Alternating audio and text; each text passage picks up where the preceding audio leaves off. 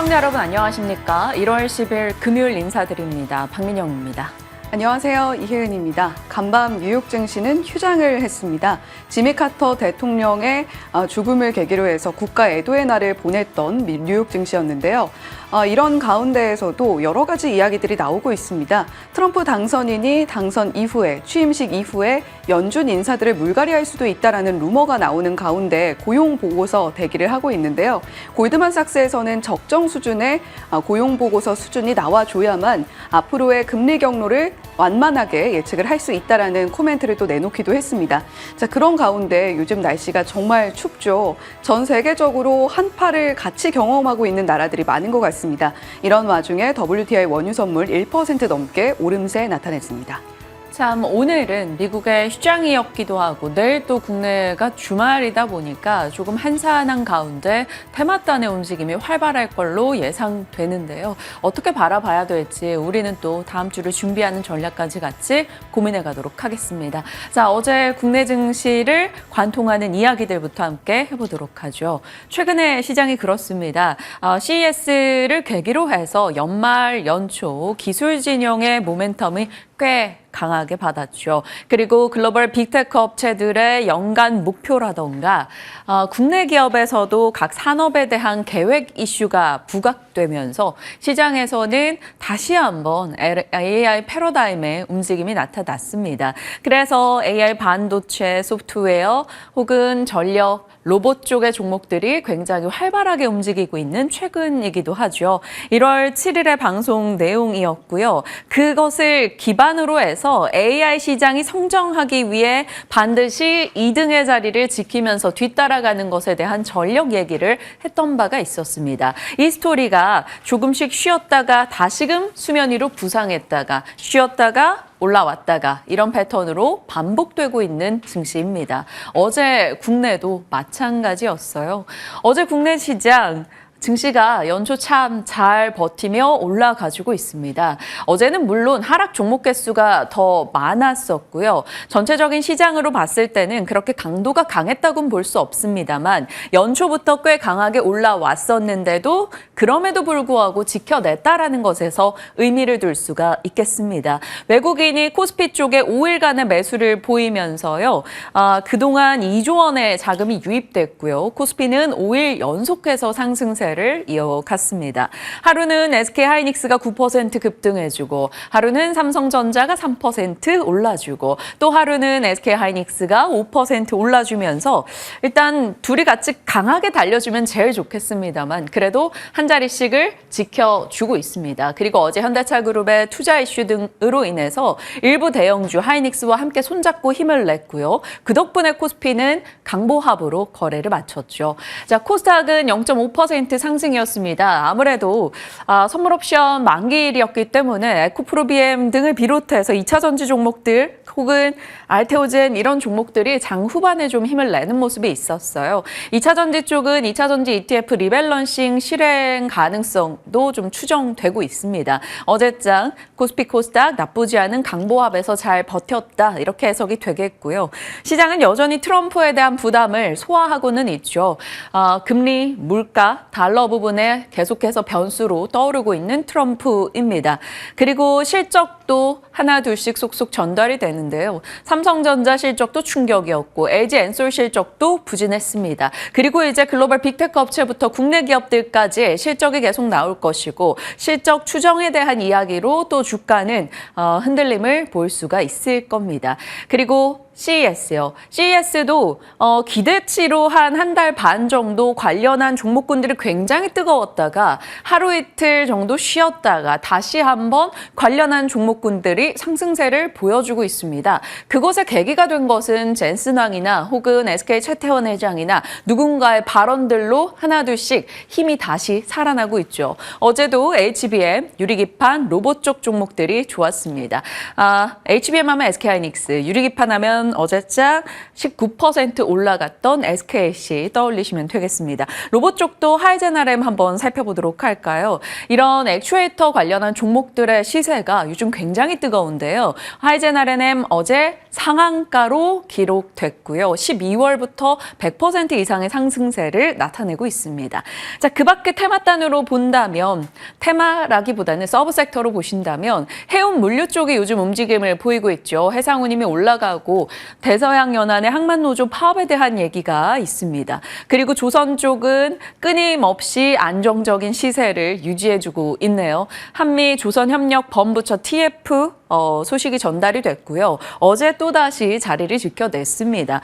지난 한 해 동안 가열차게 올라왔던 조선 섹터여서 강도나 상승의 기울기 부분에 대해서는 작년만큼 이어질까에 대한 의문은 있겠으나 이 시장이 상승 탄력을 받았고 상승 궤도 안에서 계속 꾸준히 유지되고 있다는 점에서는 정말 조선 섹터가 가장 강하지 않나라고 볼 수 있겠습니다.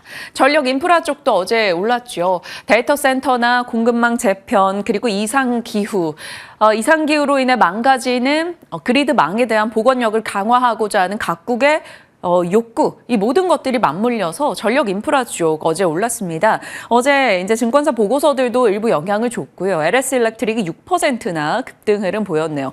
상대적으로 효성중공업이나 HD 현대엘렉이나 이런 종목들 대비해서 LS 그룹주들이 상승 시세 탄력은 좀 약했었던 바가 있었는데 어제장에서는 LS 그룹주들이 훨씬 더 좋았습니다. LS 일렉, LS 마린솔루션, LS 에코에너지 그리고 가온전선까지 강세였네요. 자, 그 밖에 본다면 현대차 그룹주가 국내 24조 원 이상의 투자 소식이 있었는데요. 반응을 보이긴 했는데 정강후약으로 끝이 났습니다. 현대차 결국 하락 전환이었고요. 기아 같은 경우도 상승폭을 반납했고요. 현대글로비스 등등도 마찬가지입니다. 그런데 이슈 측면에서는 언제든 다시 이렇게 올라올 수 있기 때문에 일단 체크하겠고요. 삼성전기는 전고체 시제품을 올해 소형이긴 합니다만 공급한다라는 이야기가 있어서 전고체 쪽도 이수 스페셜티 케미컬 이런 종목들 중심으로 일부 움직임이 보이기는 했습니다.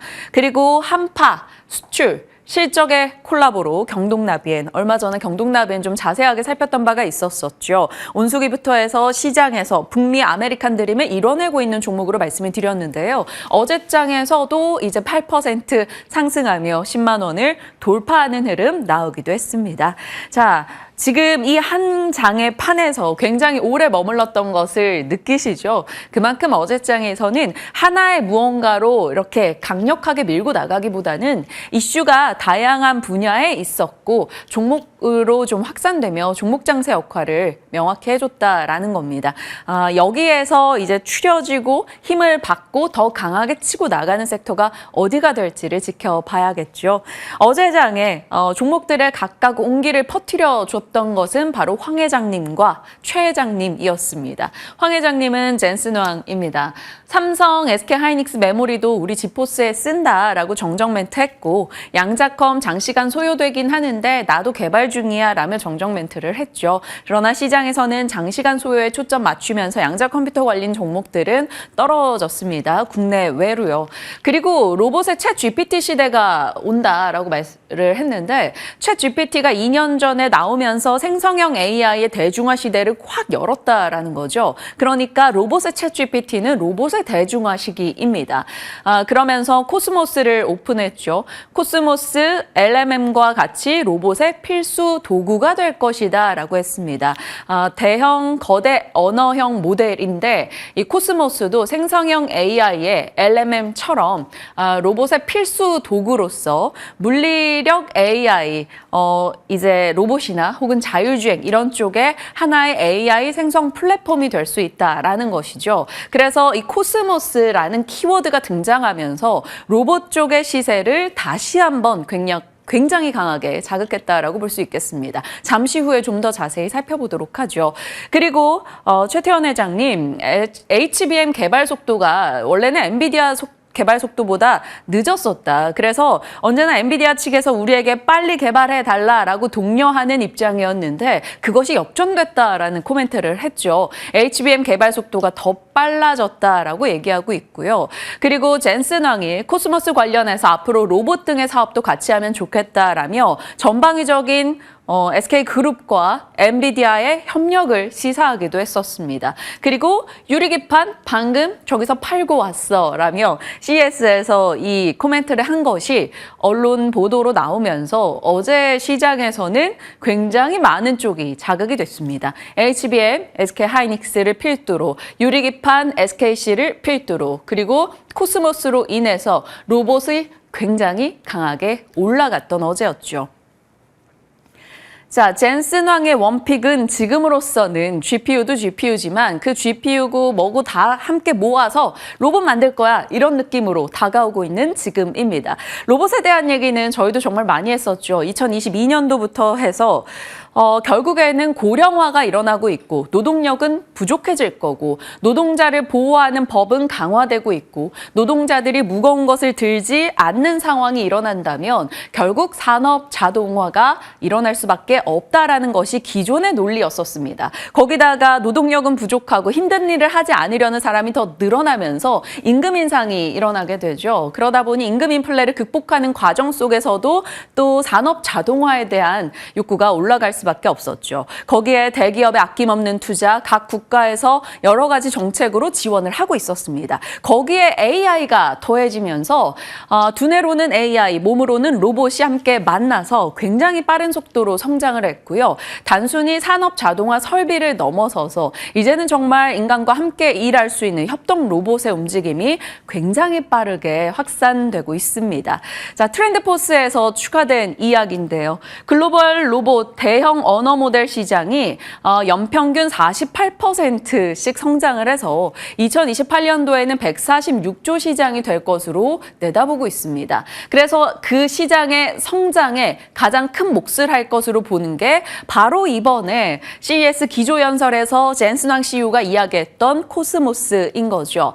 로봇과 자율주행 차량 같은 물리적 AI 시스템이 현실 세계의 방대한 데이터를 합숙하도록 지원하는 플랫폼입니다. 이것으로 인해서 로봇을 만들어내는데 굉장히 속도가 붙을 것으로 시장은 예상을 하고 있습니다.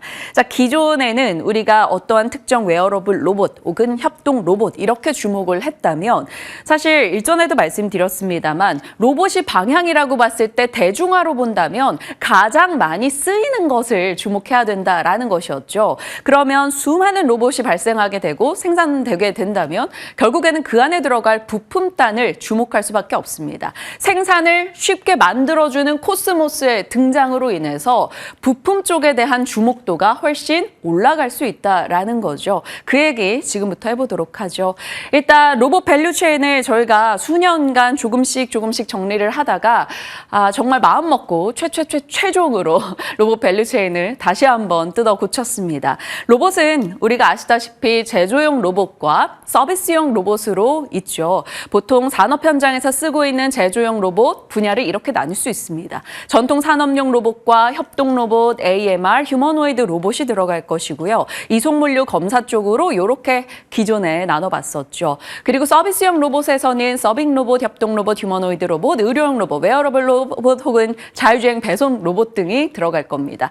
이 제조용 로봇과 서비스용 로봇에 LG, 현대차, 한화, 두산, 삼성 등의 국내 기업들이 꽤 오래전부터 뛰어들어서 활약을 하고 투자를 해오고 있었고요. 거기에 제조용과 서비스용 너나 할 것 없이 모두의 쓰임을 받을 것으로 보이는 휴머노이드 로봇은 글로벌 업체들까지 생산 개발에 뛰어들었죠.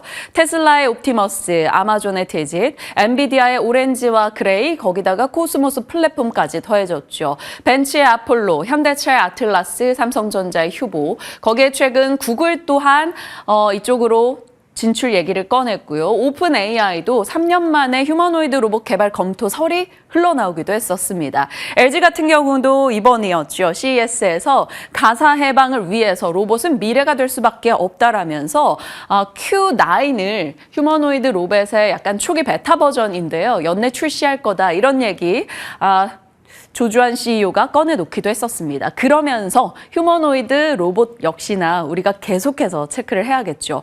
휴머노이드 로봇이든 갖은 협동 로봇이든 간에 앞서 말씀드린 대로 코스모스가 로봇의 대중화를 자극한다면 부품단이 아무래도 훨씬 더 관심을 받을 수밖에 없습니다. 그래서 협동 로봇이나 자율주행 로봇이나 의료용 로봇보다도 어제장에서는 이 액추에이터 쪽에 주가 강세가 굉장히 강했죠.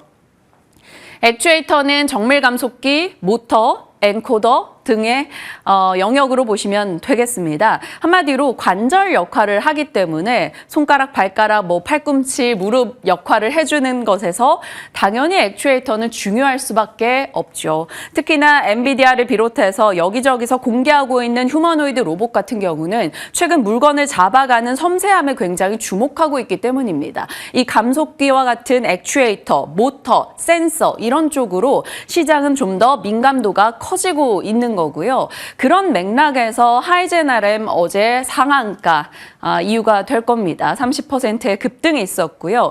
이 액추에이터 내 모터 센서 쪽 KNR 시스템 역시 어제 25% 급등세, 12월부터 꾸준하게 상승세를 이어나가고 있고요. 로보티즈도 볼까요? 기존의 로보티즈가 강자는 아니었었습니다. 그런데 최근 들어서 주목받기 시작하면서 어제장 19%, 20% 가까운 상승을 나타냈죠. 정밀 감속기 그리고 모터 쪽에 일을 하고 있는 로보티즈 3만 원을 돌파하기도 했습니다. 또 한 종목 본다면 유니퀘스트요. 유니퀘스트 같은 경우도 엔비디아 이슈가 좀 부각이 되면서 솔루션 탑재 쪽에서 관심을 받고 어제 9% 상승하기도 했네요. 그러니까 시장에서는 센서, 액추에이터 이런 쪽으로 관심도를 좀 더 높여 나가고 있다라는 거고요. 그것의 키가 됐던 것은 코스모스로 볼 수가 있겠습니다. 로봇의 최종의 밸류체인 함께 살펴봤고요. 자, 로봇 못지않게 어제 영역이 확장됐던 곳이 바로 유리기판입니다. 유리기판은 수요자로는 인텔, 그리고 유리기판 생산자로는 SKC, 삼성전기, 시제품 기준으로 봤을 때는 JNTC, 그리고 장비 쪽에서는 우리가 많이 본 필옵틱스, 그리고 캠트로닉스, 이오테크닉스, ICD, HB 테크놀로지 등등이 있을 겁니다. 그리고 확장된 게 어제 토모큐브가 저희 시간에 김경준 부장님의 5만 원 종목으로 유명하죠. 토모큐브가 그때 김경준 부장님께서도 말씀하시기를 비바이오 진영에서 계속해서 성과가 날 것이다라는 점을 강조했던 바가 있었습니다. 그런데 유리기판 검사기 쪽으로 어제 부각이 되면서 15% 급등하는 흐름도 나타났죠. ICD 같은 경우도 마찬가지입니다. 기존의 유리기판의 대장 테마 종목으로 보이지는 않았었는데 이제 지난 이력 등이 검색이 되면서 어제 상한가로 들어가기도 했었죠.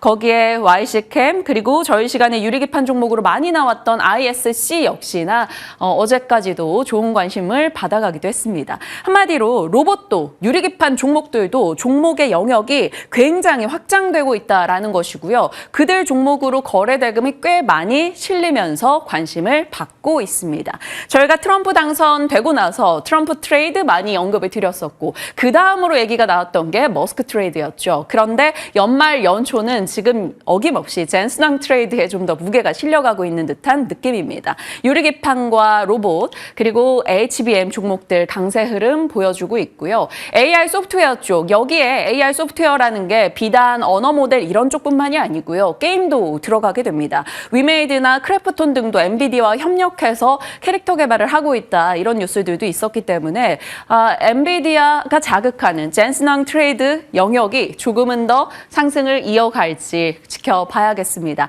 이쪽 영역의 교집합을 찾아서 투자하는 게 맞을까요? 궁금하네요. 일단 순환이 돌고 있습니다. 트럼프와 머스크와 젠슨 왕이요. 여기에서는 조선이 지금 가장 앞단에 나가고 있고요. 일론 머스크 같은 경우는 자율주행, 우주항공, 드론 쪽을 계속 자극하고 있는 상황이죠. 젠슨 왕은 HBM, 유리기판, 로봇입니다. 그런데 이 모두를 충족하는 건 또 전력이 아닐까라는 생각도 드는데요. 잠시 후에 전력 브리핑 혜연 앵커가 자세히 짚어주실 겁니다. 관련 종목이 확장되고 있습니다. 유의미한 테마가 형성이 된 게 지금 로봇과 유리기판이죠. 거래 대금이 발생했고 트레이딩 수급이 유입돼서 굉장히 빠르게 트레이딩이 진행되기도 하고 중장기 포트를 구성해 나가시는 분들도 있을 겁니다. 그러면 로봇은 단기와 중기로 과연 어떤 대응을 해야 될지, 혹은 유리기판은 테마로 활용을 해볼지, 아니면 정말 관심을 두고 종목을 모아갈 수 있을지 잠시 후 전략 챙겨보도록 하겠습니다. 시장은 이렇게 순환하고 있고요. 오늘장 이슈들만 좀 모아서 보시죠. 반도체, 엔비디아와 SK의 혈맹 이슈로 인해서 HBM 유리기판이 계속 자극받을지 봐야 되고요. 2차 전지는 테슬라의 중국 판매량이 꽤 괜찮게 나왔다라는 소식이 들려왔습니다. 바이오는 유럽권에서 국채금리 등이 안정을 보였고 JP모건 헬스케어 컨퍼런스 등을 앞두고 있죠. 어제 장 후반에 알테오젠이나 삼천당 제약 등의 종목들이 힘을 냈습니다. 그래서 알테오젠 같은 경우도 어제 낙폭을 만회하면서 약보합으로 끝이 났고요. 삼천당제약 같은 경우는 장 후반에 상승폭을 조금 더 키워 나가는 흐름이 있었죠. 알테오젠 30만 원 일단은 계속 지켜내고 있습니다. 자, 삼천당제약 한번 열어봐 주시면 장 후반에 탄력 키워서 6% 올라가는, 그러니까 바이오 쪽에 관심이 계속 모일까요? 일단 유럽권에서는 노보노디스크가 오름세를 보이기도 했습니다. UBS에서 투자 의견을 낮췄음에도 불구하고 노보노디스크가 주가가 올랐다라는 것은 AI를 활용해서 심혈관, 당뇨, 비만 치료제 개발에 집중하겠다. 뭐 이런 얘기를 내놓기도 했네요. 서브로 봤을 때는 로봇과 자율주행, 전력 이슈가 있죠. 로봇은 앞서 말씀드렸던 트렌드포스, 로봇 엘레멘 시장이 146조가 될 것이다라는 것이고요. 자율주행은 일론 머스크가 무감독 FSD 내부 테스트 중이다. 이런 얘기를 꺼냈습니다. 전력 쪽은 데이터 센터 이상기후 이 기존의 모멘텀뿐만 아니라 구리값이 상승하고 있어요. 그래서 유럽권에서도 구리 광산 기업들의 주가가 올랐었는데 이게 전력을 자극할지 지켜봐야겠습니다. 테마로 봤을 때는 엠폭스 얘기가 나오네요. 중국에서 변종 엠폭스 집단 감염 소식이 있었습니다. 어제 국내장에서는 미코바이오메드 이런 종목이 일부 급등세를 보이기도 했었는데 일단은 체크를 해도록 하죠. 오랜만에 엠폭스 얘기를 듣는 것 같습니다. 그리고 히토류요. 트럼프 당선인이 그린란드를 품어보겠다는 야망을 굉장히 직접적으로 드러내고 있는데 그것의 이유로는 히토류 매장량이 많기 때문입니다. 히토류는 첨단 무기, 전기차, AI 칩에 필수적인데 중국이 꽉 쥐고 있죠. 그래서 미국이 중국을 마음 놓고 때리려면 히토류 확보가 필요하기 때문에 히토류가 계속 미중 분쟁의 한 테마로 자리는 하고 있습니다. 그리고 개별 종목 뉴스로는 덕산네오룩스, 현대차 그룹 이슈들 일단 체크해 두도록 하죠. 한 주 왜 이렇게 길었는가 모르겠습니다. 여러 가지 뉴스가 쏟아지고 있기 때문인데 원전에 대한 뉴스도 하나 추가가 됐어요. 단독 주의입니다. 한미 원전 동맹. 한국과 미국이 양국 정부의 세계 원전 시장 공동 진출을 위한 MOU 서명을 했다라는 소식이 전일장 전달이 됐죠. AI 확산으로 전력 수요가 늘어나면서 세계 각국이 원전으로 다시 유턴을 하고 있는데 한미 팀 코러스를 구성해서 이것을 공략해보자라는 이야기가 나왔습니다. 그래서 지금 한수원과 웨스팅하우스의 지재권, 지식재산권 협상 가지고 계속 노이즈가 껴있는 원전 쪽인데 이것 또한 합의하지 않겠느냐 이런 기대감이 일부 흘러나오고 있습니다. 일단 우선적으로는 체코 원전 수출에 대한 웨스팅하우스의 이의제기 중단 합의했고요. 한수원의 유럽 시장 진출 시 웨스팅하우스와 조율하겠다라는 합의도 들어갔고요. 중동 시장에서는 한국이 한국형 원전으로 진출한다라는 나름의 실리를 챙기는 부분도 있었다라고 합니다. 이 내용들이 다 맞아떨어진다면 그동안은 필요는 알지만 여러 가지 전국 불안 이슈와 함께 또 웨스팅하우스 노이즈로 인해서 막혀있던 원전 쪽에 약간 힘을 실어줄 수 있을까요? 궁금합니다. 스토리와 현실의 희망 고문이라고 제목을 넣어봤는데 일단 원전 뉴스가 있었다라는 점에서 체크해 보겠습니다.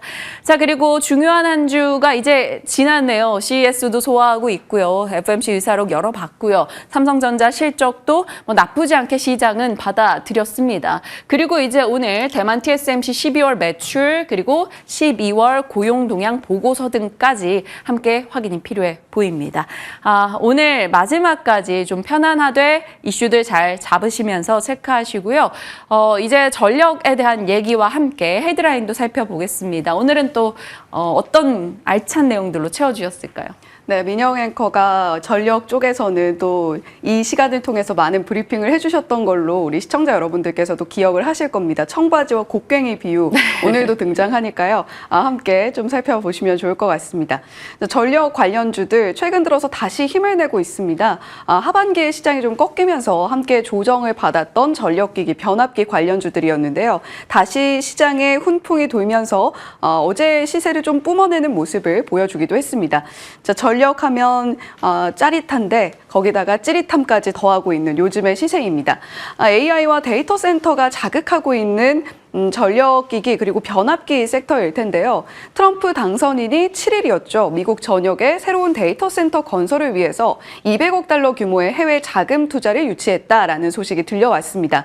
아랍에미리트의 부동산 개발 회사 후세인 사즈와니의 투자 약속을 받은 것이겠고요. 여기다가 더해서 투자 규모가 2배 또는 더 큰 규모로 늘어날 수도 있다라는 코멘트를 내놓기도 했습니다.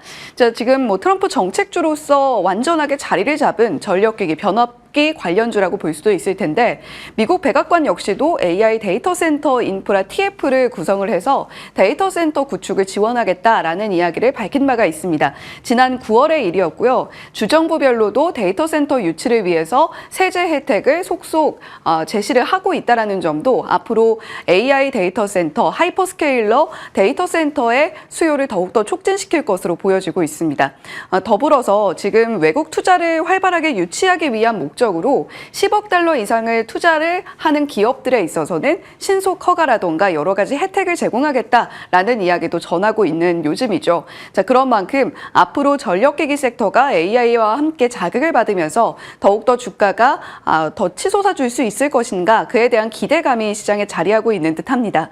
2030년까지 데이터 센터의 수요는 계속해서 늘어날 것으로 보이고 있는데요. 이 중에서도 상당 부분을 AI와 관련한 수요가 자극할 것이다 라는 자료를 맥킨지에서 발간을 했습니다. 한 33%가량은 AI 데이터 센터가 수많은 이 전력 수요 중에서 상당 부분을 차지할 것이다라는 이야기이기도 한데요. 2024년에서 2025년으로 오면서 속속 빅테크 기업들도 AI 데이터 센터, AI 관련한 투자 규모를 발표를 하고 있습니다. 2024년에는 미국의 주요 빅테크 기업들이 AI 설비 투자에 집행한 금액이 2천억 달러 가량이었는데요. 그보다 훨씬 더 늘어난 3,110억 달러가 전망이 올해는 되고 있습니다. 마이크로소프트는 일찍이 AI 설비 투자 관련해서 우리 이만큼의 돈을 쓸 거야 라고 밝힌 바가 있는데 2025년 연간에 800억 달러 투자를 집행할 것이라고 밝힌 바가 있습니다. 전체 빅테크 자본 지출의 거의 40%에 육박하는 금액을 투자하겠다고 밝히고 있는 마이크로소프트고요. 아마존 역시도 상당한 금액입니다. AI와 데이터 센터 통틀어서 750억 달러의 지출을 전망하고 있고 최근에는 또 조지아주에 110억 달러를 추가 투자하기도 했습니다. 그 밖에도 메타, 알파벳, 오픈 AI 많은 기업들이 함께 AI 데이터 센터, AI 쪽에서의 패권을 쥐기 위해서 투자 집행 규모를 속속 발표하고 또 늘리고 있는 요즘이기도 합니다. 자, 그렇다면 청바지와 곡괭이 비율을 다시 한번 가지고 올 수밖에 없을 것 같네요. 민영 앵커가 참 여러 번 이야기했던 말이기도 합니다. 신한투자증권의 강진영 연구원이 전력기기는 AI 시대의 청바지와 곡괭이라는 코멘트를 또 내놓기도 했네요. 트럼프 2기의 AI 첨단 산업의 초격차 추진 과정에서 어쩔 수 없이 수혜를 볼 수밖에 없을 것이다 라는 코멘트가 나왔고요. 최근 한 달의 주가 수익률도 상당히 좋죠. 재룡전기, 일진전기, 산일전기, LS일렉트릭, HD 현대일렉트릭 작게는 15%에서 30% 넘게 수익률을 기록을 해주고 있습니다. 그리고 어제도 시세가 산일전기는 제외하고는 모두 괜찮게 나타났고요. 무엇보다도 LS일렉트릭이라던가 HD 현대일렉트릭, 효성중공업 같은 조금 덩치가 큰 기업들을 중심으로 상승폭이 가열차게 나타나기도 했습니다. 지금 AI뿐만이 아니라 여러 가지 부분들이 전력기기에 대한 수요를 자극하고 있는 것은 분명해 보인다는 코멘트도 함께 찾아볼 수가 있는데 전기차 충전 인프라라던가 전력망도 상당히 노후화 고도화되어 있습니다. 미국뿐만이 아니라 글로벌 상황이 전체적으로 겪고 있는 모습이고요. 탄소 중립에 대한 수요로 인해서 신재생 에너지가 자극을 받으면서 ESS라던가 여러 가지 전력 관련한 섹터들이 자극을 받아갈 가능성이 높다라는 이야기도 나오고 있습니다. NH투자증권의 이민재 연구원은 송전 부문에 포함돼 초고압 변압기 쪽을 주목해보자라는 이야기도 하고 있고요. 재생에너지 관련해서는 특수 변압기에 미국향 기업들 중심으로 외형이 확대될 것으로 기대가 된다라는 코멘트와 함께 HD 현대일렉트릭, LS일렉트릭, 효성중공업과 산일전기를 주목해보자라는 코멘트도 함께 내놨습니다. 자, 그렇다면 LS일렉트릭을 비롯해서 전력기기 3사의 경우에는 올해 어떤 비전을 가지고 있을까요? 전기신문에서 진행을 했던 전력인프라 3사의 신년 인터뷰 내용을 조금 가지고 와봤습니다. 자, 그중에서도 지금 전력기기 3사가 어느 쪽에 집중하고 있는지를 들여다볼 수 있었는데 배전기기 시스템 쪽이 기존의 주가 상승을 만들어냈던 전통적인 전력기기와 변압기의 사업군이라고 본다면 마이크로그리드, ESS, 거기다가 신재생, 전기차 충전 인프라 여러 가지 부분들이 전력기기, 변압기 쪽을 자극한다라는 이야기를 전하고 있습니다. HD 현대일렉트릭의 이찬주 CTO도 역시 전기차 신재생 에너지, 노후 전력망 교체 언급했고요. AI 자동화 기술 역시도 미래형 전력망 구축에 여러 가지 영향을 미치고 있다라고 이야기를 하고 있습니다. 무엇보다도 중요한 것은 이제 에너지 패러다임 전환의 시작점에 2025년 맞이하고 있다라는 이야기도 전하고 있는데요. 이 패러다임이 실제로 전환이 되는 모습을 우리는 목도를 하고 있죠. 원전 쪽, 신재생 에너지 쪽, 물론 트럼프 당선인 이후의 시대에는 어떠한 정책적인 모습들을 나타내 줄 것인가를 대기하고 있기는 합니다만 수요가 자극받을 것이라는 점은 굉장히 분명해 보이기도 합니다. 효성중공업 역시도 신재생 에너지 언급했고요. 데이터 센터, 전기차, 노후 전력망 교체 똑같이 언급을 했고 무엇보다도 2030년까지 투자 규모가 실질적으로 늘어나는 부분에서 우리도 수혜를 분명히 가져갈 것이다 라는 이야기를 분명히 하고 있는 인터뷰 내용이었습니다. 효성중공업과 HD 현대일렉트릭, LS일렉트릭 전력기기 3사의 4분기 추정 영업이익을 들여다보죠. 효성중공업은 1,227억 원으로 추정이 되고 있고요. HD 현대일렉트릭 2,160억 원, LS일렉트릭의 경우에는 887억 원의 4분기 영업이익을 기록할 것으로 전망이 되고 있습니다. YOY 증가율로는 효성중공업이 가장 높은데요. 93.4%, HD 현대일렉트릭은 74%, LS일렉트릭은 30%가량의 성장세를 보여줄 것으로 기대가 됩니다. 자, 지금 여러 기업들이 실적 전망치를 하향 조정하고 있는 와중에 전력기기 쪽은 계속해서 호황을 누려줄 수 있을 것이라는 기대감 속에서 4분기의 실적도 조금 기대해봐도 좋을 것 같고요. 지난해에도 이 3사들의 경우에는 계속해서 공장을 증설하거나 캐파를 늘리는 모습들을 보여줬습니다. 앞으로의 실적에 대한 자신감이자 수익성에 대해서 발빠르게 움직이는 모습이라고도 볼 수 있겠죠. 자, AI 데이터 센터 밸류체인이 자극하는 쪽은 상당히 많습니다. 반도체, 칩 설계, 부품, 프로세서, 네트워킹 쪽 AI 관련주들이 다시금 기지개를 켜면서 최근에 국내 반도체 관련주들, 반도체 장비주까지도 자극을 받아갔었죠. 자, 그런 가운데에서도 발전 쪽에서는 종합발전, SMR, 지열발전까지도 좀 주목을 해보자라는 이야기가 있고요. 송전과 배전 쪽에서는 LS일렉트릭 앞서서 우리는 송전과 배전 모두에 자신이 있다라는 코멘트를 들어보기도 했습니다. 변압과 저장 쪽에서는 ESS 쪽 주목을 좀 많이 해보시면 좋을 것 같은데요. 어제 LG 에너지 솔루션이 실적 발표를 내놨습니다만 2차 전지 쪽에서 자동차에 들어가는 2차 전지 쪽에서는 조금 아쉬운 모습, 다만 ESS 쪽에서는 계속해서 좀 공을 들이고 있다는 점에서는 주목해 보실 만한 것 같습니다. 그 밖에도 하이퍼스케일러, 콜로케이션 이러한 부분들도 AI 데이터 센터 밸류체인이 자극하는 쪽일 텐데요. 반도체 쪽에서는 SK하이닉스나 삼성전자가 계속해서 언급이 되고 있습니다만 그와 함께 우리가 놓치지 말고 가져가야 될 부분이 신재생 에너지, ESS, 송전, 배전과 변압기 부분이라는 점을 놓치지 말아야 되겠습니다. 자, 바다 밑까지 꼼꼼히라는 제목은 해저 케이블 쪽도 주목을 해보자라는 이야기입니다. AI 데이터 센터가 활발하게 지금 미국 안에서 건설을 추진을 하고 있고 이렇게 AI가 활발하게 태동을 해서 챗 GPT라던가 퍼플렉시티라던가 여러 가지 AI 관련한 언어 모델들을 우리가 실제로 사용을 하고 있습니다. 그런데 미국의 데이터 센터에서 이렇게 아시아까지 건너오기 위해서는 해저 케이블을 반드시 좀 연결을 해야 되는데요.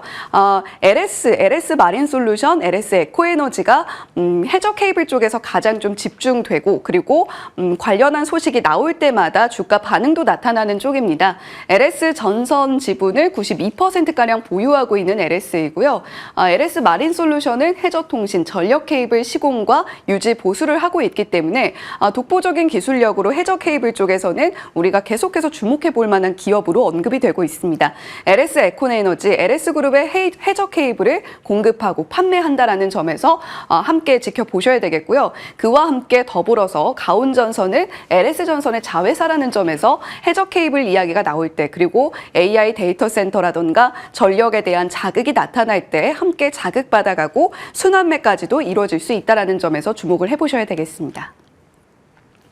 헤드라인 돋보기입니다. 이번엔 풍력과 태양광 이야기를 좀 해볼까 하는데요. 어제도 풍력 관련한 이야기 전해드린 바가 있습니다.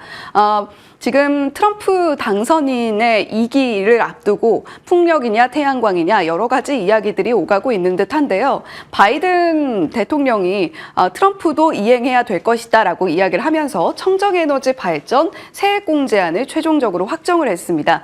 클린에너지 투자, 생산, 소비 주체의 세금을 감면하는 법안이고요.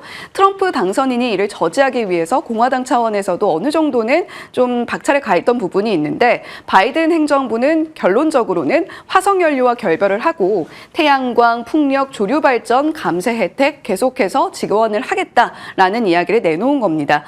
트럼프의 해당 법안 무력화 시도는 큰 실수라는 코멘트도 내놨는데 정작 트럼프 당선인은 개의치 않는 모습이기는 합니다. 민주당의 정책으로 추진하고 있는 이러한 여러 가지 친환경 정책들을 새로운 녹색 사기라고 폄하를 하면서 후보 시절부터 강력하게 이야기를 했던 트럼프 당선인이고요. 석유라던가 천연가스, 전통적인 에너지의 채굴과 생산을 독려하고 있기도 합니다.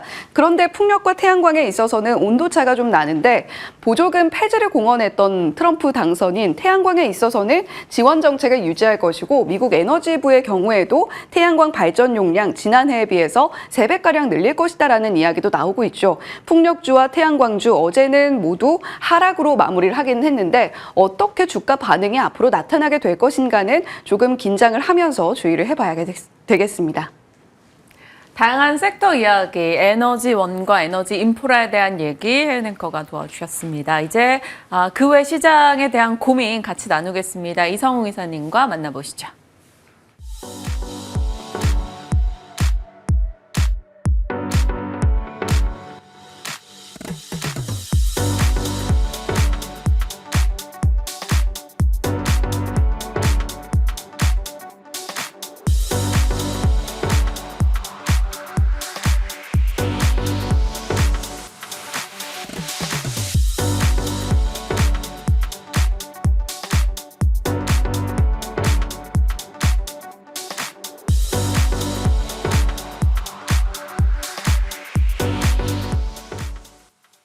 한 주 마무리하는 전략과 다음 주를 대비하는 전략 이성웅 이사님과 풀어갑니다. 어서 오세요. 네, 안녕하십니까. 안녕하십니까. 오늘 헤어스타일에 약간 엣지를 주셨는데요. 네.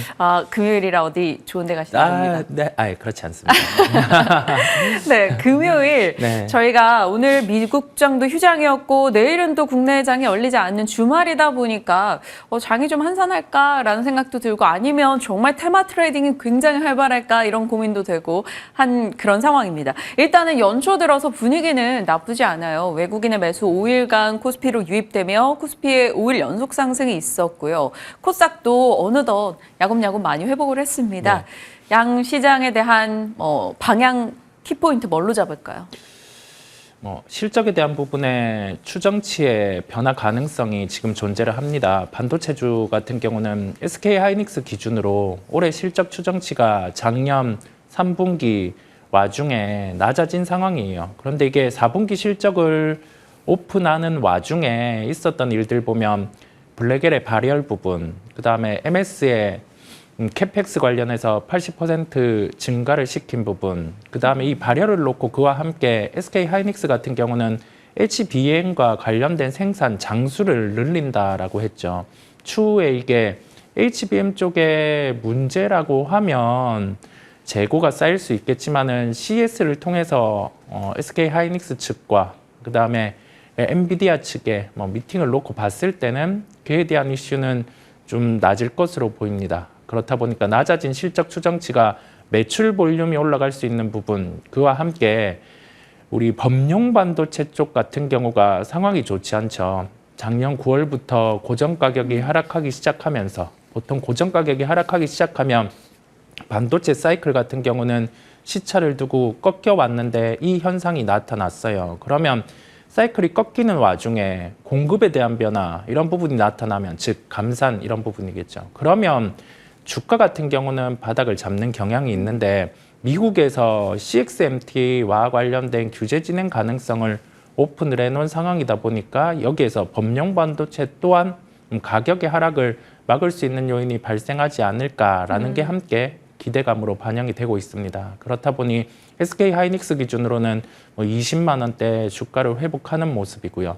여기에서 우리가 고민해 볼 점은, 정고점으로 갈 수 있는 주가 같은 경우는 단순히 여기에서 수급이 유입돼서 시장이 올라가서 상승한다라고 하기보다 어떤 변수가 발생했을 때, 그럴 때 갈 수 있는 요인이라고 생각이 듭니다. 그 부분은 우리가 기다리고, 시장 참여자들이 기다리고, 엔비디아가 기다리고 있는 하이브리드 본딩으로 넘어가는 단계에 SK 하이닉스가 빠르거나 삼성전자가 빠르거나 이 요인이 발생했을 때는 장당 단가 같은 경우가 달라지기 때문에 환경이 좋아질 수 있겠고요. 이건 연말 정도 진행이 될 텐데, 보통 연말 정도 진행이 되는 게 확정이 되면 상용화란 걸 대입을 해봤을 때는 장비 반입이 한 6개월 전부터 진행이 됩니다. 그래서 올해 중반부터는 하이브리드 본딩 같은 경우에 본 장비가 납품되는 그 협력업체들이 결정이 될 거고요. 그러면서 연초에는 연중까지 기대감으로 계속 주가는 반응을 할 수 있을 거예요. 급하게 추격할 필요는 없습니다. 변수에 대해서 확인을 하고 20만 원대 이상에서는 필요하기 때문에 그 부분을 확인하면서 한번 살펴보시면 되겠습니다. 제가 단순하게 질문을 좀 드려볼게요. 네. 삼성전자 하이닉스 보유자라면 보유?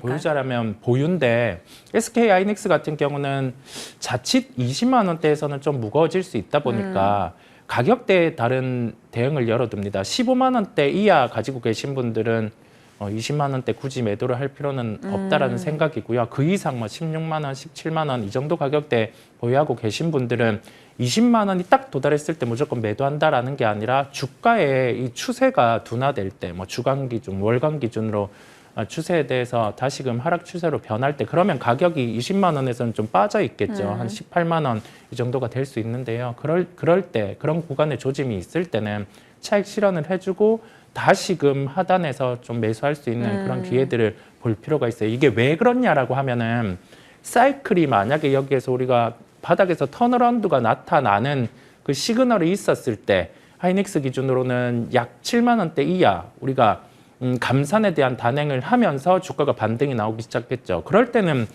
매수해서 쥐고 갈 필요가 있는데요. 지금은 사이클로 인한 투자가 아니라 가격 메리트 들어왔을 때 우선은 30에서 50% 반등 이런 걸 보고 접근하는 구간이다 보니까 챙겨줄 수 있는 구간에 들어왔을 때 추세의 변화가 있을 때는 챙겨주는 전략을 말씀드립니다.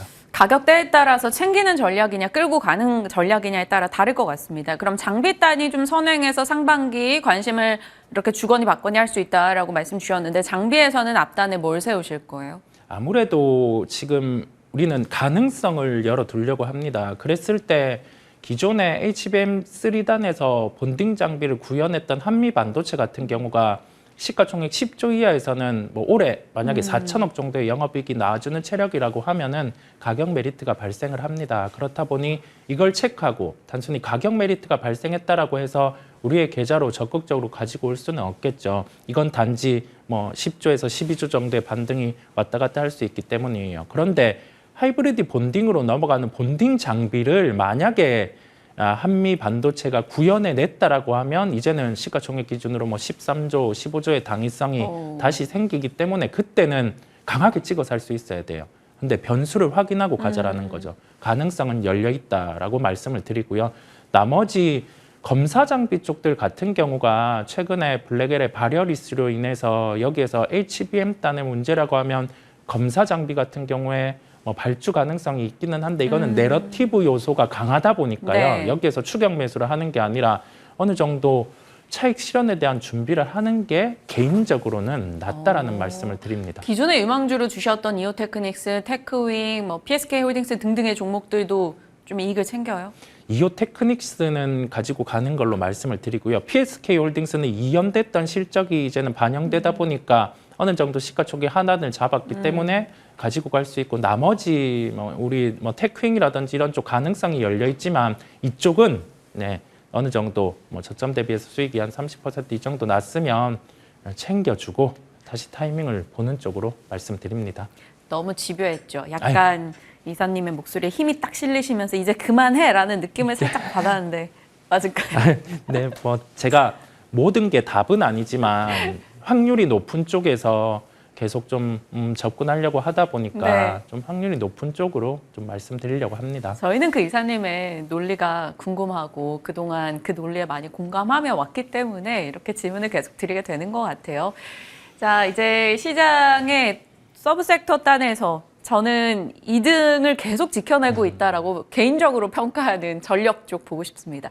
앞단에 반도체가 서든 2차 전지가 서든 조선이 서든 간에 1등 뭐 섹터가 누가 되든 간에 항상 2등은 전력인 느낌이 최근 한 2년간이었단 말이죠. 네. 그래서 이 전력, 이 스토리와 숫자와 수출 모든 것들이 좀 맞아 떨어져서 많이 올라왔는데 어떡할까요? 이 전력에 대한 그 애정을 계속 끌고 가야 될까요? 아니면 좀 보내줘야 될까요? 보유하고 계신 분들은 보유를 하고 갈 수가 있습니다. HD 현대일렉트릭 기준으로 이제 다시금 41만 원대 주가를 받네요. 주가 수익 비율 기준으로 10배 후반 이제 20배 정도까지 올라왔어요. 글로벌 기업들 같은 경우에 뭐 1등 기업군은 20배 중반 정도까지 네. 보유를 받고 있곤 하죠. 밸류는 목에 차 있기는 해요. 그런데 우리가 추세상으로 여기에서 다시금 밸류를 더 열어서 줄 수 있는 상황이다 보니까요. 이 정도 밸류 왔으니 여기에서 딱 끊어 매도 이런 게 아니라 추세가 살아있는 상황이고 그다음에 전력 관련된 부분에 부정적인 이슈는 관세에 대한 가능성이 존재를 하나 이 부분은 수요 초과인 상황에서 자칫 관세를 부여했을 때는 가격에 대해서 강한 상승을 유발할 수 있기 때문에 실제 관세에 대해서 부과 가능성은 낮습니다. 네. 그 와중에 데이터 센터 기업들 같은 경우가 캐펙스 증대를 했는데 핵심이 전력과 관련된 부분이 다뤄지고 있다라는 점이에요. 그러면 이와 관련해서는 뭐 소형모듈 원전, 이 중심, LNG 이 중심으로 해서 전력기기와 전선 같은 경우는 더욱 쓰일 수가 있다 보니까 올해 같은 경우도 관심을 여전히 가지고 가야 된다라는 말씀을 드립니다. 대형 변압기로 갈까요? 중소형 변압기로 갈까요? 아니면 전선으로 갈까요? 아니면 특수 변압기로 갈까요? 특수 변압기 쪽에 초점을 맞추고 그와 함께 뭐 이튼과 협력하는 기업들도 몇몇 있죠. 뭐 제일 일렉트릭 이런 네. 기업들도 있고요. 그다음에 시장 관련해서 선별 수주를 받고 있는 기업들 같은 경우는 매출 볼륨 같은 경우가 약간 정체일 수 있지만 마진이 올라오는 속도가 가팔라지게 됩니다. 그게 올해 원년이죠. 그러면 HD 현대일렉트릭 중심으로 보는 거고 아쉬운 건 효성중공업인데요. 뭐 PF 이슈 같은 경우가 영향을 미치다 보니까 할인을 받고 있는 상황인데 이 이슈 같은 경우가 좀 무마될 수 있는 환경이라고 하면은 효성중공업의 변압기 본업 가치를 반영받을 수 있음에 따라 당장 매수는 아니지만 이 PF 변수가 해소되는지를 좀 추적해 볼 필요가 있음을 말씀드립니다. 단일전기, 일진전기 이런 쪽은요?